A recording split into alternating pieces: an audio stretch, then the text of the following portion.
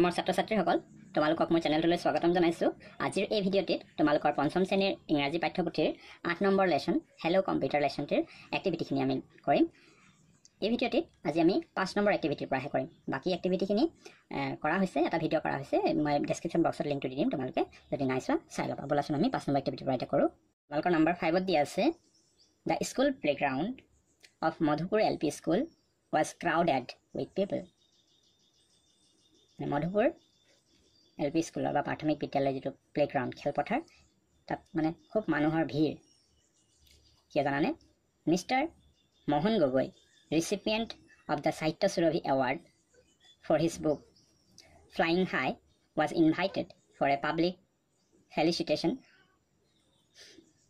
তাৰমানে এই যে অঞ্জলিৰ ককাক মিষ্টাৰ মোহন গগৈ, তেওঁ কি বঁটা লাভ কৰিছিলে? সাহিত্য সুৰভি বঁটা, নহয় জানো?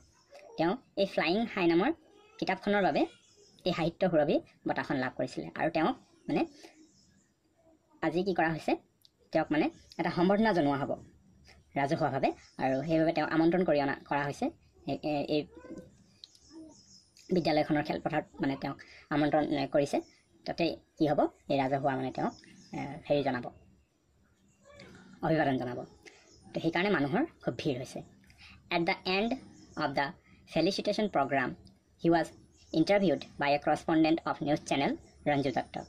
আৰু সেই সম্বৰ্ধনা অনুষ্ঠানটো শেষ হোৱাৰ পিছত কি হ'ল, এটা বাতৰি নিউজ চেনেলৰ মানে এজন সাংবাদিকে তেওঁৰ মানে ইণ্টাৰভিউ ল'লে, আৰু সেই কৰস্পণ্ডেণ্ট বা সাংবাদিকজনৰ নাম আছিল Ranju Dutta. Read what she asked হিম।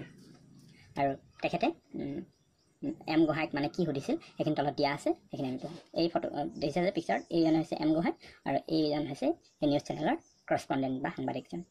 এইগৰাকীৰ নাম হৈছে ৰঞ্জু দত্ত। এতিয়া সাংবাদিকগৰাকীয়ে কি কি প্ৰশ্ন কৰিছিল? প্ৰথম ৰঞ্জু দত্তই কৈছে, আৰ দত্ত মানে ৰঞ্জু দত্ত, হেল্ল' ছাৰ এনেকৈ ক'লে। এম গোহাঁই ক'লে হেল্ল'। ৰঞ্জু দত্তই কৈছে কংগ্ৰেচুলেশ্যন ছাৰ। এম গোহাঁই কৈছে থেংক ইউ। কংগ্ৰেচুলেশ্যন মানে অভিবাদন জনাইছে, অভিনন্দন কৈছে। আকৌ ৰঞ্জু দত্তই কৈছে we are very proud of you, মানে আমি আপোনাক লৈ খুবেই গৰ্বিত বুলি কৈছে। You have won a prestigious award in literature. আপুনি মানে খুব এটা সন্মানীয় বঁটা, এটা মানে সাহিত্যত এটা সন্মানীয় বঁটা আপুনি লাভ কৰিছে। The audience would like to know' something about your book. আৰু যিবোৰ মানে দৰ্শক আছে বা শ্ৰোতা, অডিয়েন্স মানে শ্ৰোতা, তেওঁলোকে জানিব বিচাৰে যে আপোনাৰ মানে কিতাপখনৰ বিষয়ে, মানে এই যে ফ্লাইং হাই যিখন কিতাপৰ বাবে বঁটাটো লাভ কৰিছে, সেই কিতাপখনৰ বিষয়ে জানিব বিচাৰে বুলি কৈছে। Please tell us about your book in short. Please আপোনাৰ সেই কিতাপখনৰ বিষয়ে অলপ চমুকৈ ক'ব নেকি বুলি কৈছে, ক'বলৈ কৈছে। ঠিক আছে।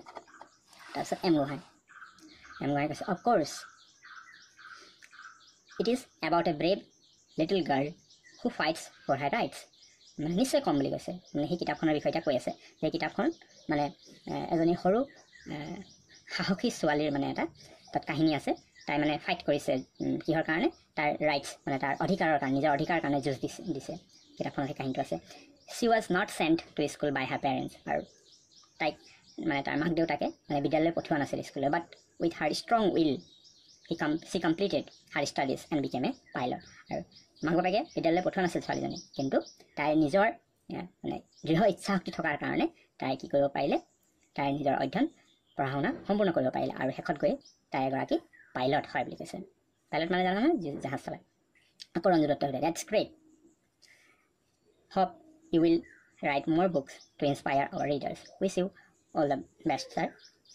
তেতিয়া আৰ দত্তই কি বুলি কয় যে ডেটছ গ্ৰেট, বিৰাট মানে ভাল। আৰু মানে আমি আশা কৰিছোঁ যে U will write more books, আৰু আপুনি আৰু কিতাপ লিখিব, এণ্ড ইনস্পায়াৰ আৱাৰ ৰিডাৰ্ছ, আৰু আমাৰ যিবোৰ ৰিডাৰ পঢ়ুৱৈ তেওঁলোকক মানে উৎসাহিত কৰিব বুলি কৈছে। Wish you all the best sir, আপোনাক মংগল কামনা কৰিলোঁ এনেকৈ বুলি ক'লে এম গোহাঁই। থেংক ইউ, ধন্যবাদ দিলে ৰঞ্জু। ৱেলকাম ক'লে, স্বাগতম।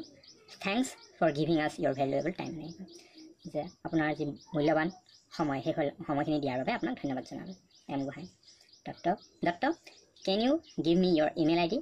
এম গোহাঁই কয় দত্তক যে আপুনি আপোনাৰ ইমেইল IDটো দিব পাৰিব নেকি? I can send a list of my books. মই মোৰ মানে যিবোৰ কিতাপ তাৰ এটা মই আপোনাক মানে লিষ্ট এটা বা তালিকা এটা পঠাম বুলি কয় তাৰমানে Ranju Dutta. Gives her email ID to M Gohain. আৰু তেতিয়া ৰঞ্জু দত্তই কি কৰে তেখেতৰ ইমেইল আইডিটো মিষ্টাৰ গোহাঁইক দিলে ঠিক আছে তো এতিয়া পিছফালে কি দিয়া আছে আমি চাবলৈ নেক্সট পেজত দেখা পাইছে এটা কম্পিউটাৰ উইণ্ড' হয় ইয়াত মানে সেই ৰঞ্জু দত্তই কি কৰিছিলে এম গোহাঁইক তেখেতৰ ইমেইল এড্ৰেছটো দিছিলে আৰু এম গোহাঁইক কি কৈছিলে তেখেতক মানে তেখেতে যিবোৰ কিতাপ লিখিছে তাৰ এটা লিষ্ট পঠাব কৈছে আৰু ইমেইলটো পঠাইছে চোৱা এইটো ranjudotto.mail.com এইটো মানে ৰঞ্জু দত্তৰ ইমেইল এড্ৰেছ তাত ছাবজেক্ট এম গোহাঁইজ বুক লিষ্ট এনেকৈ বুলি মানে এই ৰিগাৰ্ডছ এম গোহাঁই মানে এম গোহাঁই এই ইমেইলটো ৰঞ্জু দত্তলৈ পঠাইছে dear Dutta please download the attachment ইয়াত যিখিনি দিয়া আছে এই PDF ফাইলটো এইটো ডাউনলোড কৰিবলৈ দিছে ঠিক আছে তাৰপিছত তলত আৰু এটা হেৰি আছে Ranju opens her email and finds the attachment document তাৰপিছতে ৰঞ্জু দত্তই কি কৰিলে সেই ইমেইলটো মানে খুলিলে আৰু তাত যিটো ডকুমেণ্ট পঠাইছে মানে কিতাপৰ লিষ্টটো সেইটো মানে হেৰি কৰিলে she downloads it and takes a print out তেখেতে সেইখিনি ডাউনলোড কৰি এটা প্ৰিণ্ট আউট উলিয়াই দিলে ঠিক আছে তো তেখেতে যেতিয়া অ'পেন কৰিছিলে এইখিনি ইমেইলত এইটো আহিছে list of books by M Gohain মানে এম গোহাঁই দ্বাৰা ৰচিত কিতাপৰ এখন তালিকা 6খন কিতাপকেইখনৰ নাম দিয়া আছে the old men and the river Rangman the rhino for brave little boys folk tales of Assam friends forever আৰু ফ্লাইং হাই আৰু এই ফ্লাইং হাই কিতাপখনৰ বাবে সাহিত্য সুৰভি এৱাৰ্ড পাইছিল ঠিক আছে তো এইখিনি হৈছে 6খন কিতাপ এম গোহাঁই দ্বাৰা ৰচিত এই লিষ্টটো ইমেইলত মানে পঠাই দিছে ৰঞ্জু দত্তক এতিয়া নেক্সট 6 নম্বৰ এক্টিভিটি কিছুমান কুৱেশ্যন দিয়া আছে বোলা আমি চাওঁ choose and right the correct option মানে ইয়াত অপশ্যন দিয়া 4টা ইয়াৰ পৰা যোনটো কাৰেক্ট হয় সেইটো মানে বাছি উলিয়াব লাগিব এই নম্বৰ দিছে mister M Gohain wrote the book মানে কোনখন কিতাপ লিখিছিলে এম গোহাঁই ফ্লাইং হাইট নে ফ্লাইং হাই নে ফ্লাই হাই নে দ্য ফ্লাইং হাই এইটো কি হয় ফ্লাইং হাই হয়নে এখন কিতাপ লিখিছিলে এখন কিতাপৰ বাবে পঠা পাইছিলে নেক্সট নম্বৰ বিট দিয়া আছে for what program was Mohan Gohain invited কি প্ৰগ্ৰামৰ কাৰণে মোহন গোহাঁইক মানে নিমন্ত্ৰণ কৰা হৈছিল ইয়াত দিছে ফৰ এ পাব্লিক এপিয়াৰেঞ্চ তাৰপিছত for a public felicitation ceremony for a public meeting আৰু ফৰ এ পাব্লিক গেডাৰিং এই নম্বৰ 2 হ'ব হা for a public felicitation ceremony ৰাজহুৱা এটা সম্বৰ্ধনা অনুষ্ঠানত হেৰি কৰা হৈছিলে আমন্ত্ৰণ কৰা হৈছিলে number C name of the award that Mohan Gohain won কি বঁটা লাভ কৰিছিলে সেইটো নামটো দিয়া আছে 4টা সাহিত্য সাৰথী এৱাৰ্ড সাহিত্য সংগ্ৰামী এৱাৰ্ড সাহিত্য কান্ধাৰী এৱাৰ্ড আৰু সাহিত্য সুৰভি এৱাৰ্ড এইটোৱে নহয় জানো সাহিত্য সুৰভি এৱাৰ্ড 4 নম্বৰটো কাৰেক্ট হয় next number D how many books has mister Gohain written তেওঁ কেইখন কিতাপ লিখিছিলে এইটো 6খন নহয় জানো এইটো লিষ্ট পঠাইছিলে ইমেইলত নেক্সট নম্বৰ ইট দিয়া আছে where do we click to download N attachment আমি এটা এটাচমেণ্ট মানে হেৰি কৰিবৰ কাৰণে ডাউনলোড কৰিবৰ কাৰণে আমি ক'ত ক্লিক কৰিব লাগে অন ডিলিট বটমত নে চেণ্ড নে ডাউনলোড নে ড্ৰাফ্ট এইটো হ'ব ডাউনলোড আমি ডাউনলোডত ক্লিক কৰিলে তেতিয়া ডাউনলোড হয় ফাইলটো ঠিক আছে এতিয়া নম্বৰ 7 এক্টিভিটি তোমালোকৰ ইলেক্ট্ৰনিক মেইলৰ বিষয়ে অলপ দিয়া আছে আৰু ইমেইল এড্ৰেছ কি এইবোৰৰ বিষয়ে দিয়া আছে বলাচোন আমি পঢ়োঁ electronic mail is a process of sending and receiving text-based messages over the internet. In order to use your email, you must have an email address. हमने इसे electronic mail असलते electronic mail की है जाना ने electronic mail is a process of sending and receiving messages. एतो এটা message মানে বাৰ্তা প্ৰেৰণ আৰু গ্ৰহণ কৰাৰ এটা মানে কি হয় এটা প্ৰক্ৰিয়া বা প্ৰচেছ হয় over the ইণ্টাৰনেটৰ যোগেদি ঠিক আছে in order to use your email you must have an email address আৰু মানে ইমেইল আমি ব্যৱহাৰ কৰিবৰ কাৰণে আমাৰ কি থাকিব লাগিব এটা ইমেইল এড্ৰেছ বা ইমেইল ঠিকনা এটা থাকিব লাগিব ঠিক আছে এটা ইমেইল এড্ৰেছ নো কি ইয়াত দিয়া আছে চোৱা an email address is not similar to a postal address আমাৰ যে ডাকঘৰৰ যিটো ঠিকনা সেই ডাকঘৰৰ ঠিকনা আৰু এই ইমেইলৰ ঠিকনা ইমেইল এড্ৰেছ আৰু পোষ্টেল এড্ৰেছ একেই নহয় কৈছে ঠিক আছে an email address does not contain the name of the place or a pin code মানে এই যেনেকৈ আমাৰ ডাকঘৰৰ ঠিকনাত কি থাকে আমাৰ ঠাইখনৰ নামটো দিব লাগে আৰু পিন কোড থাকে কিন্তু ইমেইল এড্ৰেছত তেনেকুৱা কোনো ঠাইৰ নাম বা পিন কোড নাথাকে ঠিক আছে It is written in one line only.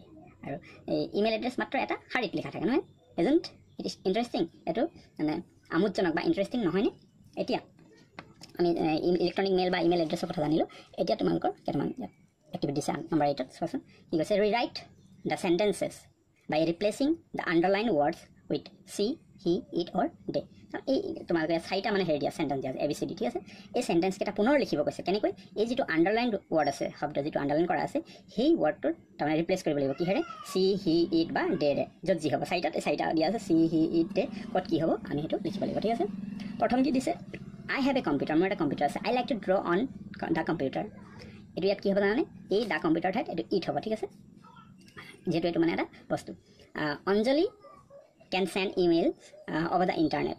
Anjali can also buy books through a computer. ইয়াত কি হ'ব C হ'ব যেটো অঞ্জলি ছোৱালী এনে এই C টো ইয়াত হ'ব number C Ranju and Anjali are friends. Ranju and Anjali friend है. Ranju and Anjali often play games in the computer. ইয়াত day যেহেতু দুজন আছে ঠিক আছে day মানে সিহঁত.